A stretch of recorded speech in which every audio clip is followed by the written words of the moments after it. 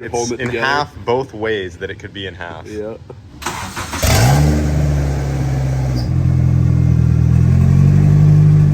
What's up, guys? As you saw in the last video, we got the hatch back up and running again. So today we got the NSX up on the lift and she is going under the knife to find out what happened to the transmission that day at FL2K during the roll races. Even as we were pushing this thing into the shop, you could hear there's a slight clunk in the trans. Something in there is definitely a little messed up. I'm hoping it's not too detrimental.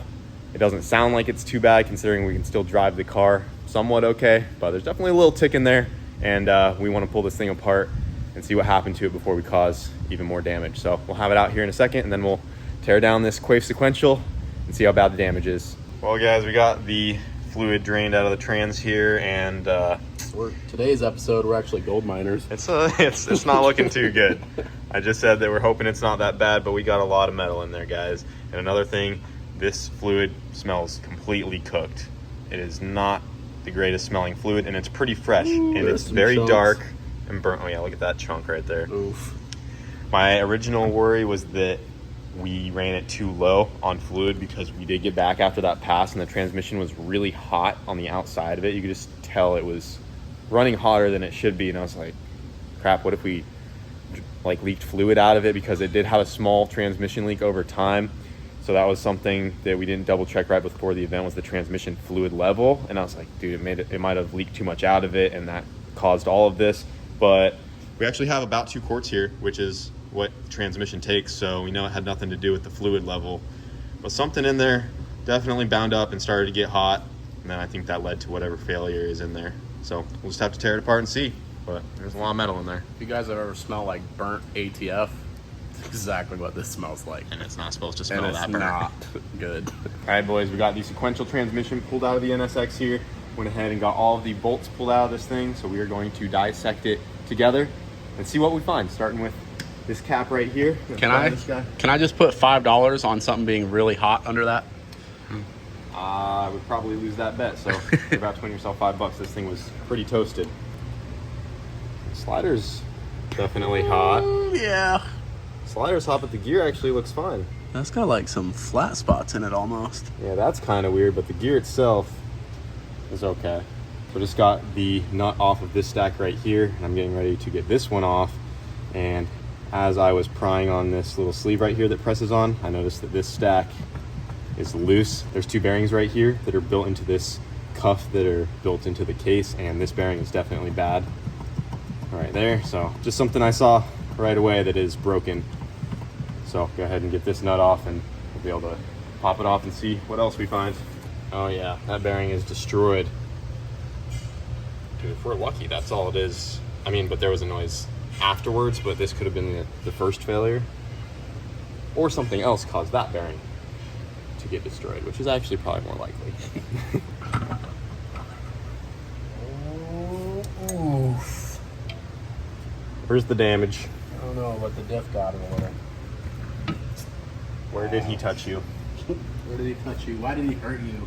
All right, so we got a couple teeth damaged on the ring gear right there.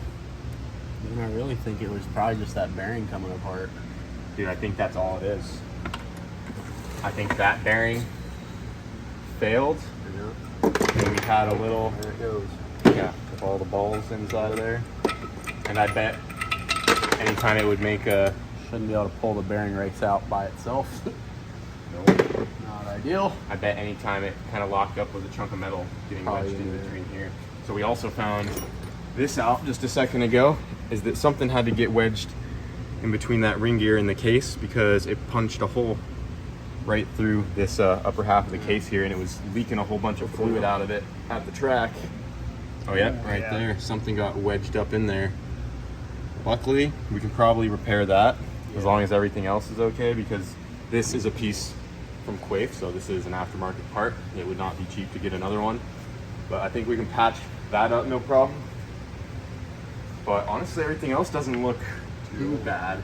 We're definitely gonna have to replace the ring gear, and hopefully the gear on the counter shaft isn't too bad. But all the gears, okay, so the gears themselves look, They all look good. okay. But there's a lot of heat in all of this stuff.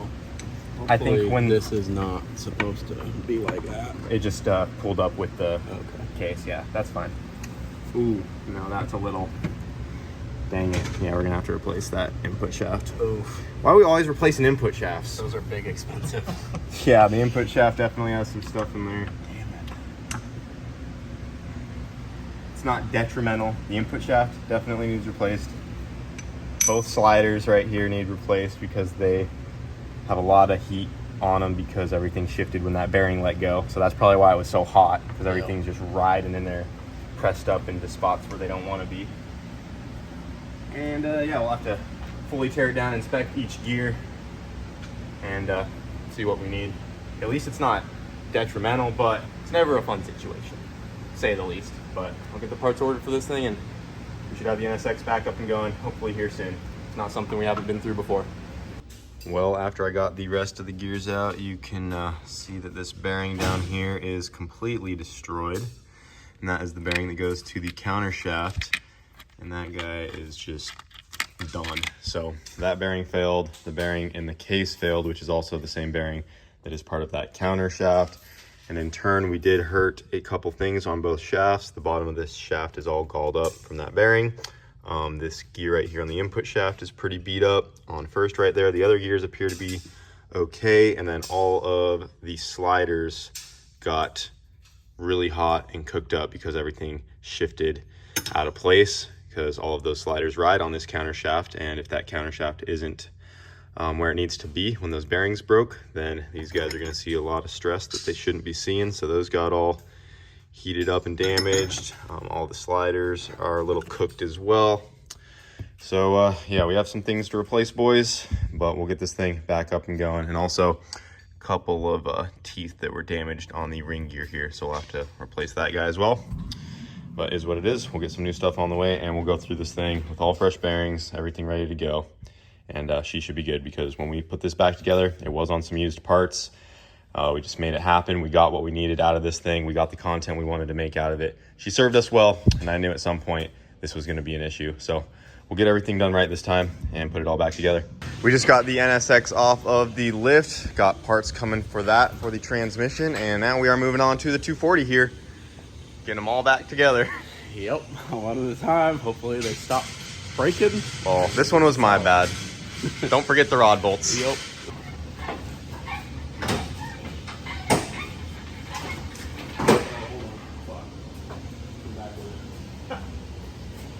Rip. Probably should disconnect that guy. Probably should have done that. All right, stop. 100%. Dude, that thing is tight. Yeah.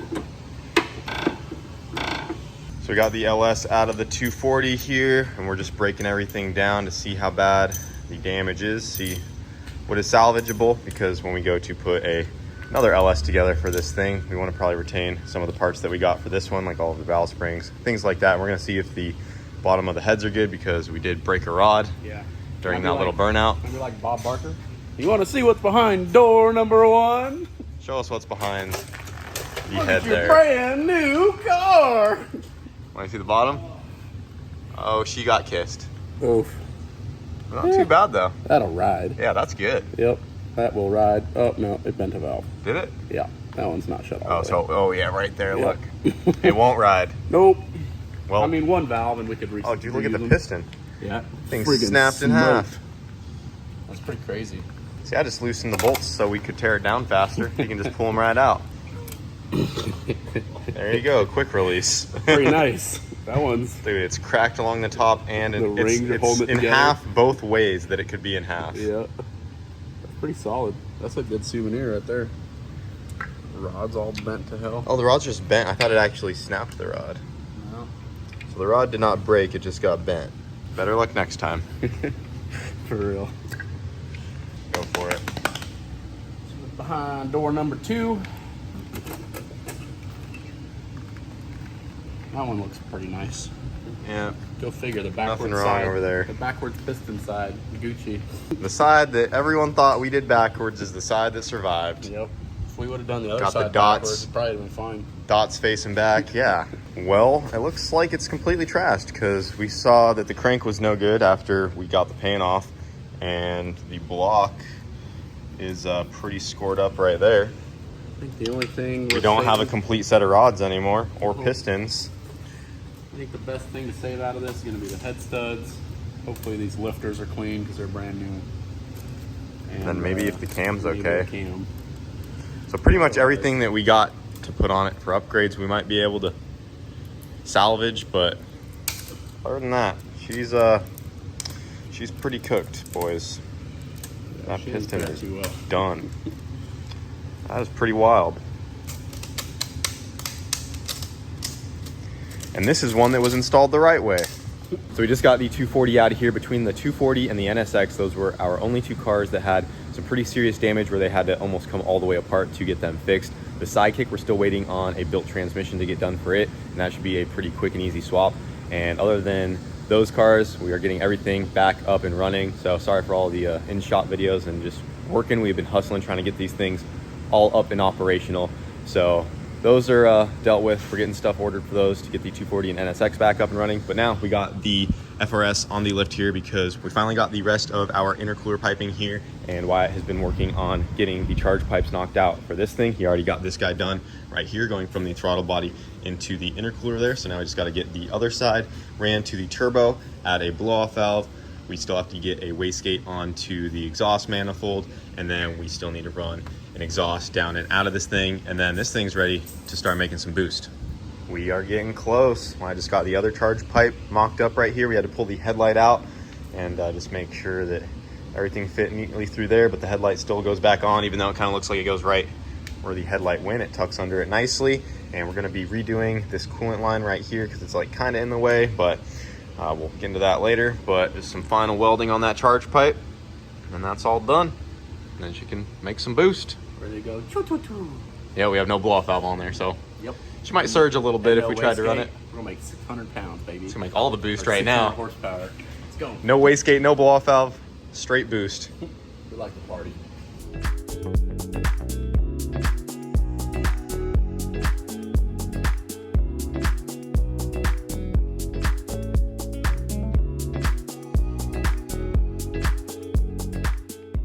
Alright guys, so all of the charge pipes are done on the DRZ here. Well, I got them all knocked out. Everything's welded up, so we're just gonna go ahead and put the front bumper on real quick.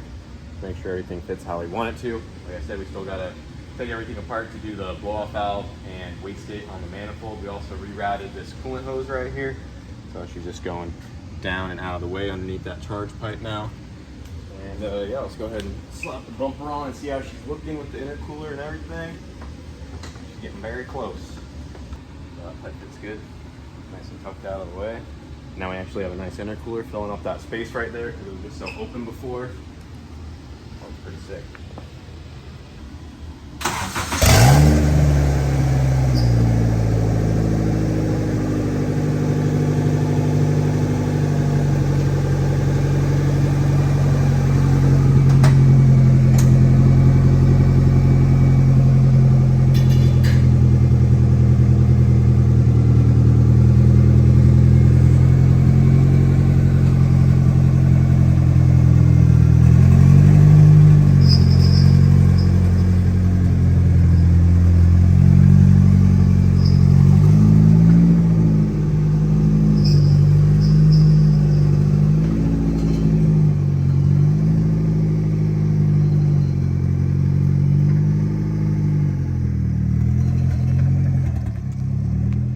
Dang guys, check it out. The FRS is looking so good. So happy with how this thing is coming out. Look at that intercooler. Looks so aggressive. The K-Series looks right at home in this thing. And besides the exhaust, wastegate, and blow-off valve, one more thing we have to do is get some injectors in this thing because it's just factory K-Series injectors. When this had a boxer engine in it, I believe it was built, and I think it made somewhere around 400 horsepower. So I'm hoping this thing has an upgraded fuel pump. I believe it should to make that kind of power. So hopefully all we have to do is throw some injectors in this thing, and the fuel system should be good to support whatever we want to make on this stock motor. But time will tell. Our plan is just to throw the injectors in there and put it on the dyno, and if we run out of fuel, then we know the pump is going to need upgrading. But yeah, she is really close. This thing is coming out amazing. Such a dialed car. And yeah, I think that's about it for today's video, boys. As you saw, we had quite a bit of carnage between the 240 and the NSX over here, but between between those two and then the transmission for the Sidekick, like I said, we almost have the fleet back up and going again, which is awesome. We've just been hustling, getting all the cars fixed so we can get them back out, making content for you guys. So I hope you guys enjoyed the video, even though it was a lot of in-shop progress today. And yeah, that's gonna do it for today. We have not stopped. We have been busy, boys. Thank you guys for watching, and we'll see you later.